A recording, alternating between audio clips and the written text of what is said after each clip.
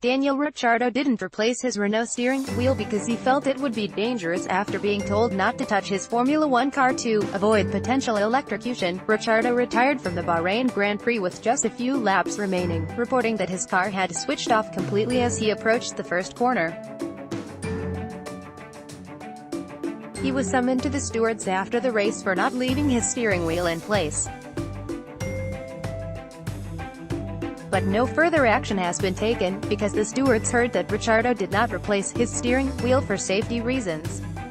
After stopping on the entry of Turn 2 with power unit issues, his car's energy recovery system alert light turned red, signifying the car was electrically unsafe. Ricciardo was told by the team to shut down the engine and the electrical system and to jump from the car. He was told not to touch the car, which the stewards noted as the normal safety procedure in such circumstances to avoid potential electrocution. They said Ricciardo felt it would be dangerous to try to replace the steering wheel in these circumstances. Avoiding any penalty is little consolation to the Australian, who has retired from his first two Grand Prix with Renault since switching from Red Bull.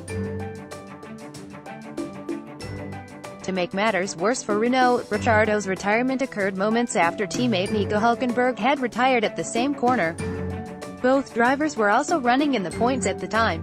Share this article on Facebook, Twitter, LinkedIn, email.